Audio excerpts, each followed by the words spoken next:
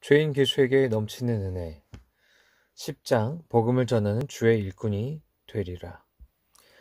내 경험담을 말하는 지금 내가 하나님의 말씀을 전한 일과 하나님이 그 일과 관련하여 내게 해주신 일을 한두 가지 소개하고자 한다. 5, 6년에 걸친 영적인 각성이 있은 후 우리 주 예수 그리스도의 필요를 깨닫고 내 영혼을 전부 맡길 수 있게 되었을 때 신앙적 판단과 거룩한 생활에 앞장선 성도 몇 분이 나를 하나님의 거룩하고 복된 말씀을 깨닫기에 합당한 자로 평가하고 내가 그동안 겪으면서 깨달은 바를 다른 성도들에게 전하여 유익을 끼칠 수 있는 기회를 주었다. 그분들이 아주 진지하고 간절하게 내게 요청을 해왔으므로 나는 적절한 때 성도들에게 권고의 말을 전할 마음이 생겼다. 처음 제의를 받았을 때는 몹시 주저되었으나 간곡한 요청에 못 이겨 두 번의 집회에서 간증하게 되었다. 비록 약하고 허점이 많은 간증이었으나 개인적으로는 그 과정에서 내 은사를 발견했다. 성도들이 크신 하나님 앞에서 나의 간증에 감화와 위로를 받은 듯 했고 성도들 저마다 그렇게 이야기해 주었다. 그들은 내게 이런 은혜를 주신 자비 하나님께 감사드렸다. 그 후 몇 분이 시골로 말씀을 전하러 가면서 내게 함께하기를 청했다. 나는 아직 내 은사를 공개적으로 사용할 계획이나 용기가 없었다. 다만 비공식적으로 사용할 생각이었는데 그분들을 따라간 곳에서 권고의 말을 이따금 해주었다. 그 사람들도 내 말을 귀 기울여 듣더니 하나님이 내게 베푸신 자비를 기뻐하면서 큰 은혜를 받았다고 말했다. 이후로 교회로부터 더욱 간곡한 요청을 받은 나는 금식하면서 주님 앞에 기도드린 뒤 이미 믿는 사람들뿐 아니라 아직 복음 전도를 받지 못한 사람들을 대상으로 하는 정기적이고 공적인 말씀 사역에 부름을 받고 세움을 입게 되었다. 그 무렵 내가 말씀 사역을 사모하고 있다는 것을 발견했다.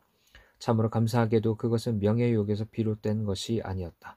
그때 나는 마귀가 내 영혼에 쏘아대는 화살에 몹시 고통당하고 있었기 때문에 명예욕을 품고 지낼 만한 여유는 없었다. 물론 은사를 제대로 발휘하기 전까지는 만족할 수 없었으나 신자들이 끊임없는 권유와 사도 바울이 고린도 교회 교인들에게 전한 말씀에 큰 힘을 얻었다. 고린도전서 16장 15절 16절 형제들아 스데바나의 집은 곧 아가의 첫 열매여 또 성도 섬기기로 작정한 줄을 너희가 아는지라. 내가 너희를 권하느니 이 같은 자들과 또 함께 일하며 수고하는 모든 자에게 복종하라. 이 말씀을 읽으면서 성령님은 은사와 능력을 받은 사람들이 그것을 땅속에 묻어두기를 바라지 않으시며 발휘하도록 명령하시고 분발케 하시며 자신을 기꺼이 드리는 자들을 칭찬하신다는 것을 알게 되었다. 그 당시에 성도 섬기기로 작정한 줄을 너희가 아는지라 라는 말씀이 내 마음에 거하면서 하나님을 위해 나를 들여 일할 용기와 힘을 끊임없이 불어넣어 주었다. 그 외에도 하나님의 말씀과 교회사 기록에 실린 여러 구절들과 신자들의 행적을 읽고 큰 격려를 받았다. 따라서 나는 다른 성도들보다 무가치한데도 내 약함을 크게 두려워하고 떨면서 말씀 사역에 들어섰으며 내 은사와 믿음의 분량에 따라 하나님께서 진리의 말씀으로 내게 보여주신 복음을 전하기 시작했다. 소문을 듣고 각처에서 수백 명이 찾아왔는데 저마다 다른 동기로 왔겠지만 말씀을 참 열심히 듣는 것 같았다. 감사하게도 하나님께서는 내게 그 영혼들을 측은히 여기는 마음을 주셨고 그에 힘입어 혹시 하나님께서 그들의 양심을 붙잡아 흔들어 깨우실 말씀이 무엇일까 더 부지런하고 진실하게 상고했다. 선하신 주님은 종의 이 같은 소원을 받아주셨다. 강단에서 하나님의 말씀을 전하는데 얼마 지나지 않아 성도들이 자기들의 죄가 얼마나 큰지 그리고 예수 그리스도가 얼마나 필요한지를 깨닫고 큰 고통과 근심에 사로잡혔던 것이다. 그때까지도 나 자신을 쓸모없다고 여기던 나는 하나님께서 과연 나를 쓰셔서 다른 사람의 마음에 말씀하실는지 잘 믿기지 않았다. 하지만 내 설교를 듣고 감동을 받은 사람들이 내게 각별한 사랑과 존경을 표했다. 내 설교가 그들을 일깨웠다는 생각을 덮어버렸는데도 그들은 여전히 성도들 앞에서 그 사실을 고백하고 인정했다. 게다가 나같이 자격 없는 사람을 말씀의 도구로 삼아 자기들에게 구원의 길을 보여주신 하나님께 감사했다. 그들의 말과 행위가 늘 한결같고 그들이 예수 그리스도 알기를 간절히 원하고 하나님께서 나를 자신들에게 보내주신 것을 기뻐하는 모습을 확인한 나는 하나님께서 나같이 미련한 자를 자신의 사역에 들어 쓰시기로 하셨다는 결론을 내렸다. 그 순간 하나님의 말씀이 아주 새롭게 다가왔다. 욥기 29장 13절 망하게 된 자도 나를 위하여 복을 빌었으며 과부의 마음이 나로 인하여 기뻐 노래하였느니라. 이 말씀을 생각하고 몹시 기뻤다. 하나님께서 내 설교를 사용하셔서 일깨운 사람들이 흘리는 눈물도 내겐 큰 위로와 격려가 되었다. 그때 나는 또 다른 말씀들을 기억했다. 고린도후서 2장 2절 내가 너희를 근심하게 하면 나의 근심하게 한 자밖에 나를 기쁘게 하는 자가 누구냐. 고린도전서 9장 2절 다른 사람들에게는 내가 사도가 아닐지라도 너에겐 사도니 나의 사도됨을 주 안에서 인친 것이 너희라.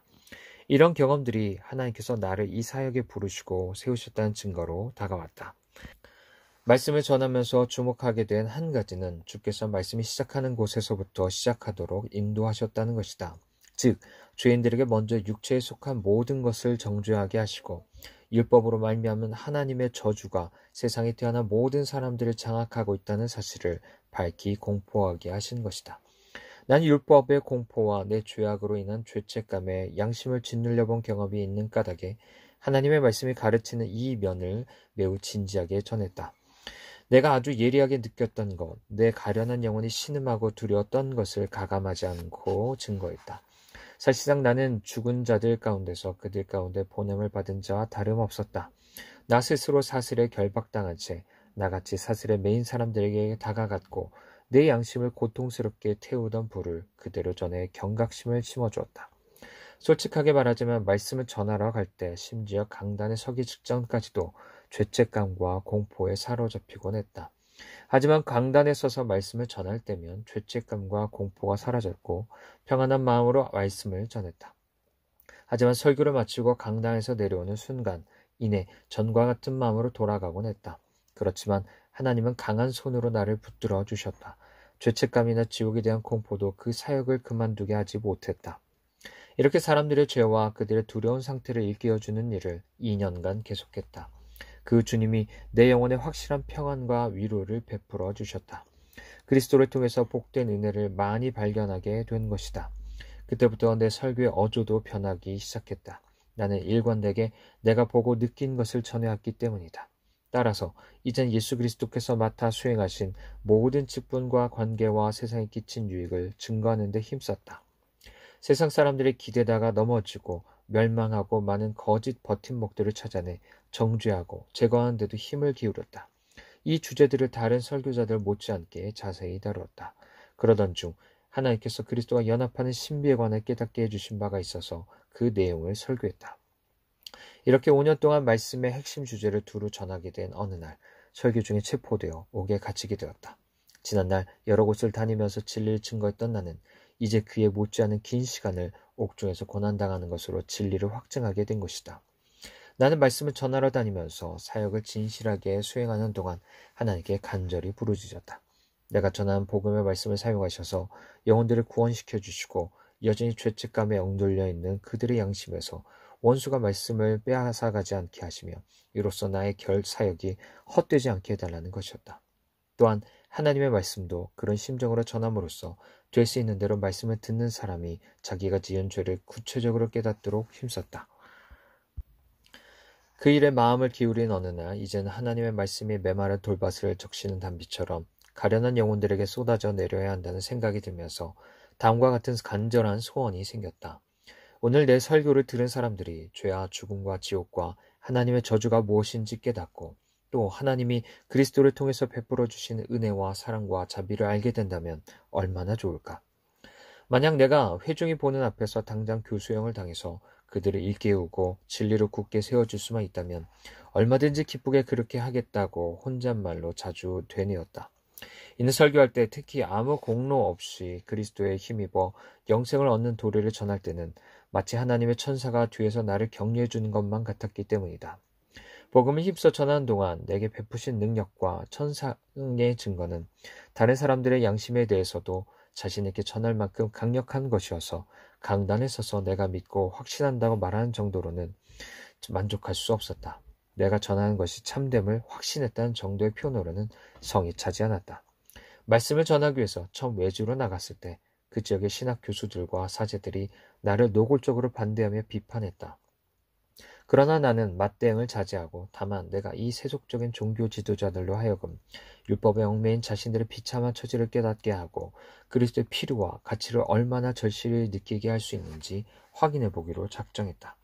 당장은 몰이해를 당하겠지만 나의 이 행동이 장차 그들이 나를 제대로 평가하고 내 말을 받아들일 때 어떤 대답이 될 거라고 생각했다. 난 성도들 사이에서 특히 저급한 본성에 속한 문제를 놓고 벌이는 토론과 논쟁을 거들떠 보지 않았다. 물론 예수님의 죽음과 고난에 힘입은 믿음과 사죄에 관한 말씀을 바로 전하기 위해서는 치열한 논쟁도 마다하지 않았다. 하지만 다른 문제들에는 일절 개입하지 않았다. 왜냐하면 사소한 논쟁이 다툼으로 비화되는 것을 보았고 그런 것이 결코 하나님의 백성답지 못하다는 것을 알았기 때문이다. 더 나아가 적극적으로 사람의 양심을 흔들어 깨우는 일을 했다. 오직 그 일에만 전념했다. 다른 사역자들의 생각과 말에 편승하거나 그럴 엄두를 내지 않았다.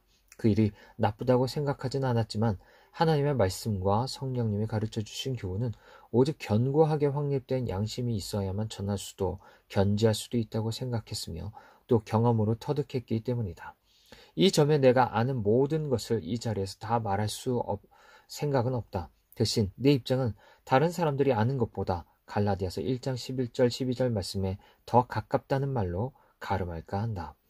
형제들아 내가 너에게 알게 하노니 내가 전한 복음이 사람의 뜻을 따라 된 것이 아니라 이는 내가 사람에게서 받은 것도 아니요 배운 것도 아니요 오직 예수 그리스도의 계시로 말미암은 것이라. 내 설교를 듣고 나서 죄를 깨닫고 주 앞에 나왔다가 다시 주님을 떠난 사람들이 몇 있는데 내게는 그들의 멸망이 친자식을 무덤으로 보내는 것보다 더 가슴 아팠다. 내 영혼이 구원받을 기회를 잃는 것을 제외하면 그 어떤 것도 그렇게 두렵지 않았다고 주님 앞에서 감히 말할 수 있다. 내가 마치 의리의리한 저택을 소유하고 그곳에서 내 자녀들을 낳아 다스리는 것 같았다. 이 영광스러운 사역에 참여하게 된 감격과 긍지가 몹시 커서 기독교 세계의 황제나 세상 모든 영광을 가진 군주가 된 것보다 더 큰 복과 명예를 얻었다고 자부했다. 야고보서 5장 20절 너희가 알 것은 죄인을 미혹한 길에서 돌아서게 하는 자가 그 영혼을 사망에서 구원하며 허다한 죄를 덮을 것이니라. 잠언 11장 30절 의인의 열매는 생명나무라 지혜로운 자는 사람을 얻느니라. 다니엘 12장 3절 지혜 있는 자는 궁창의 빛과 같이 빛날 것이요 많은 사람을 옳은 대로 돌아오게 한 자는 별과 같이 영원토록 비추리라. 데살로니가전서 2장 19절 20절 우리의 소망이나 기쁨이나 자랑의 면류관이 무엇이냐 그의 강림하실 때 우리 주 예수 앞에 너희가 아니냐 너희는 우리의 영광이요 기쁨이니라. 이 말씀들이 내게 큰 격려가 되었다. 돌이켜보면 내가 말씀을 전해야 될 때마다 먼저 하나님께서 내 마음에 그 일을 할 소원을 일으켜 주시던 일이 생각난다. 또 말씀을 전할 때 회중 가운데 특정인이 내 마음을 강하게 사로잡아 그들이 구원받게 되기를 간절히 바란 뒤에는 그들이 내 사역의 열매가 되는 것도 발견했다. 설교 중에 즉흥적으로 전한 말이 다른 내용보다 더 효력을 발휘한 적도 있었다. 혹은 설교가 시원치 못했다고 생각했는데 오히려 어느 때보다 큰 영향을 끼친 때도 있었다.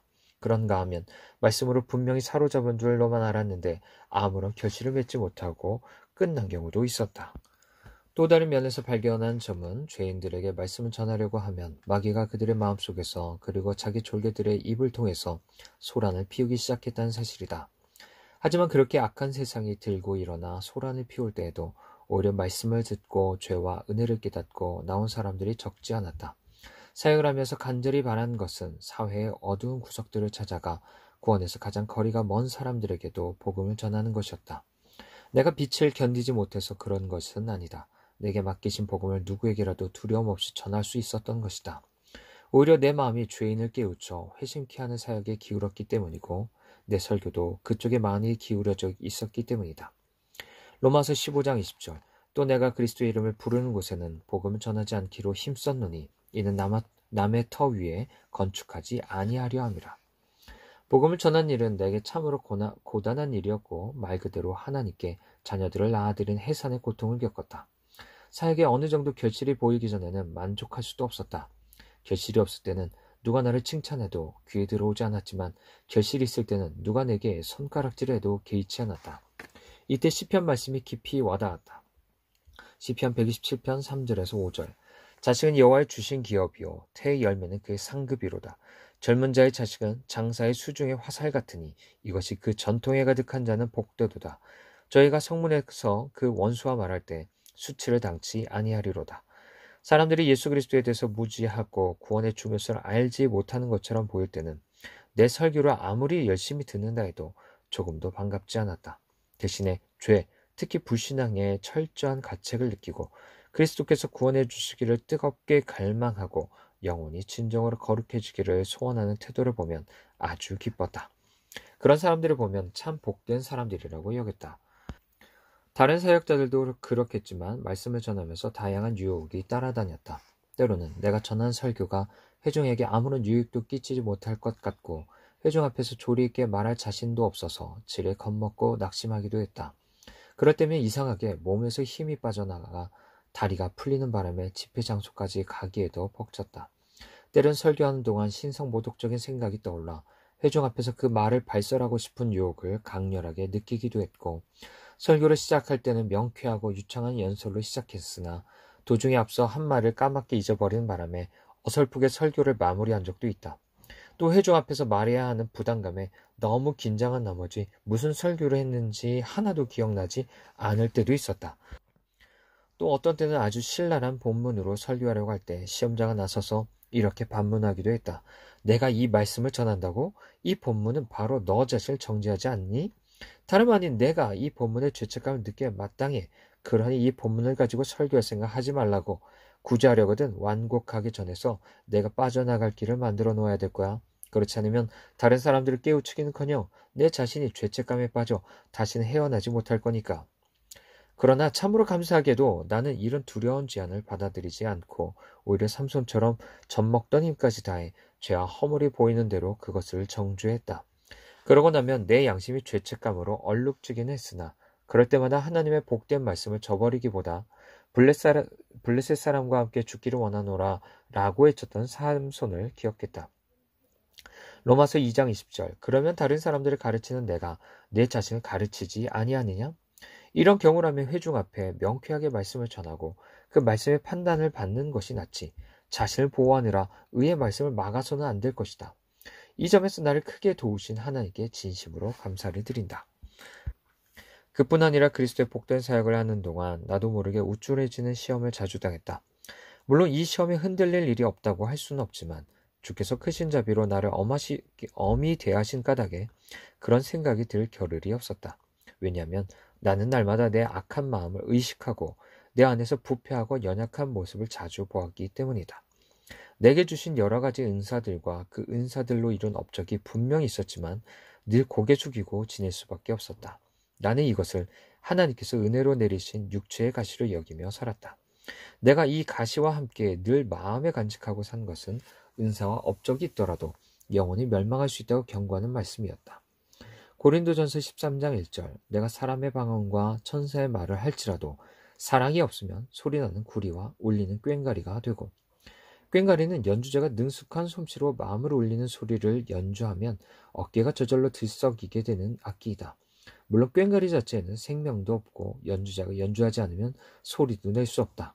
기껏해야 음악을 연주하는 악기였다는 기억만 남기고 아무짝에도 쓸모없이 사라질 것이다. 은사는 있지만 구원의 은혜가 없는 사람들이 그렇게 된다는 것을 나는 알았다. 그들은 다윗의 손에 들린 수금처럼 그리스도의 손에 들린 악기들이다. 다윗이 악기를 사용해 하나님을 찬송함으로써 예배자들의 마음을 북돋았듯이 그리스도께서는 이런 은사자들을 쓰셔서 귀 안에서 자기 백성들을 가르치게 하실 수 있다. 하지만 하나님의 일을 다 하신 후에는 생명은 없는 그저 울리는 꽹과리로 두실 수도 있다. 이런 생각은 내 교만과 허영심 많은 욕심이 고개를 들 경우 사정없이 내리치는 매와 같은 역할을 했다. 그때마다 나는 이렇게 생각했다. 소리나는 구리와 같다고 자부심을 갖는단 말인가? 바이올린이 된다고 해서 더 나은 게 뭐지? 내 생명이 있는 미물도 이것들보다 하나에게 더 많은 것을 받지 않았는가? 게다가 오직 사랑만 사라지지 않고 남으며 이런 것들은 그치고 사라진다는 것을 알았다. 따라서 아주 훌륭한 은사보다 차라리 작은 은혜, 작은 사랑, 작은 경외가 더 낫다고 결론지었다. 시행착오를 겪으며 근근히 대답해 줄 수 있는 사람이 지식의 은사에 힘입어 자신의 견해를 천사처럼 유창하게 전할 능력이 있는 사람들보다 주님께 1000배나 그 더 큰 은혜와 사랑을 받은 것이라고 자신할 수 있다. 그러므로 은사 자체는 그것을 주신 목적, 즉 다른 사람들을 믿음으로 일으켜 세우는 데 유익하지만 주께서 그것을 쓰시지 않는다면 자기 영혼을 구원할 능력도 없다는 사실을 깨닫게 되었다. 더욱이 은사는 다른 사람이 행복한 상태에 있다는 증거도 될 수 없다. 그것은 다만 하나님께서 당신의 뜻을 이루기 위해 사람에게 준 것이다. 그 은사를 하나님의 뜻에 따라 사용했느냐, 그렇게 하지 못했느냐에 따라 장차 산 자와 죽은 자를 심판하러 오실 분 앞에서 설명해야 된다. 내가 더 경각심을 갖게 된 것은 은사만 있으면 위험하다는 생각 때문이었다. 은사 자체가 위험한 것이 아니라 은사가 있는 사람에게 따라다니는 여러 가지 악들, 이를테면 교만과 허영과 자부심 등이 위험하다는 것이다. 생각이 깊지 못한 그리스도인들이 무심코 던지는 칭찬 한마디가 그런 악들을 쉽게 부풀려서 가라앉은 영혼으로 하여금 마귀의 저주에 떨어지게 만들기 쉽다. 따라서 은사를 지닌 사람이 은사의 본질을 제대로 알아야 그것에 안주하다가 하나님의 은혜에 이르지 못하는 잘못을 저지르지 않는다는 사실을 알게 되었다. 은사 자체로는 사람을 구원받은 상태로 유지하기는 부족한 것이다. 은사를 받은 사람도 겸손하게 하나님과 동행하는 삶을 살아야 한다. 개인이 소유한 은사는 자신의 것이 아니라 교회의 것이며 은사를 발휘하여 교회를 섬겨야 한다는 사실을 기억해야 된다. 은사를 맡아 사용한 사람으로서 훗날 주 예수 앞에 결산해야 된다. 좋은 회개보고를 할 수 있다면 훌륭한 일일 것이다. 그러므로 주님을 경외하는 마음으로 자랑하는 마음을 버려야 한다. 은사는 참으로 사모할 만한 것이긴 하지만 작은 은사를 받고 큰 은혜를 받은 것이 은사만 크게 받고 은혜는 받지 못한 것보다 훨씬 낫다.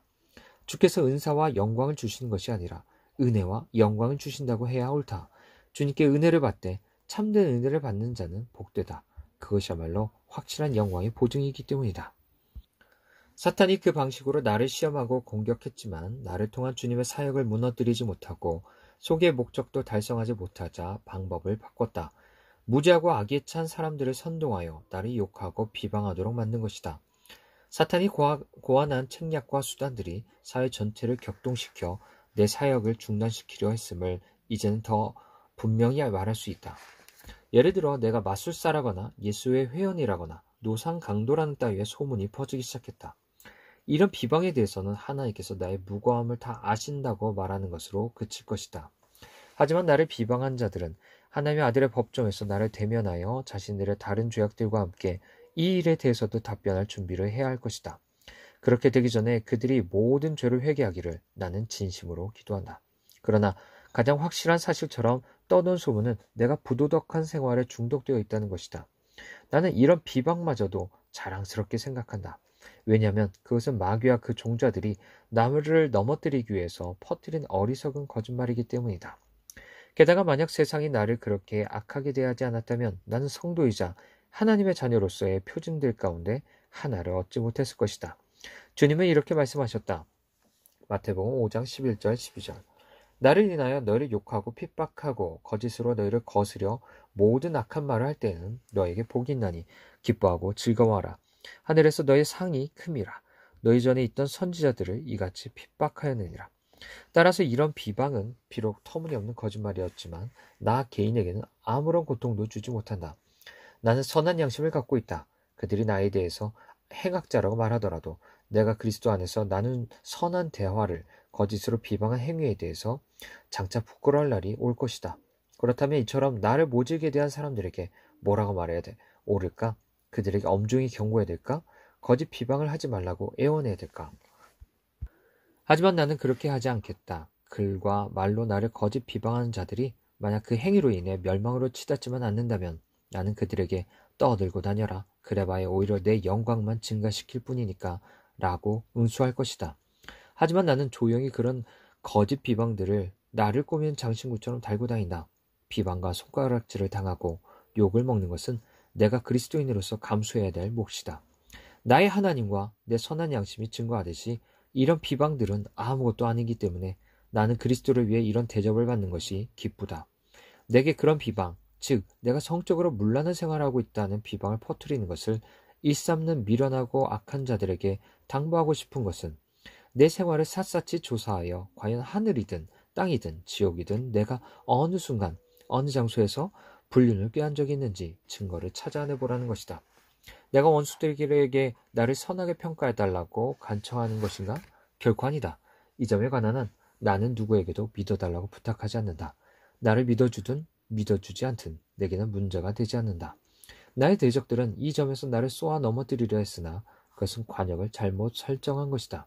나는 그런 부류의 사람이 아니다. 그들 역시 그런 사람들이 아니기를 바란다.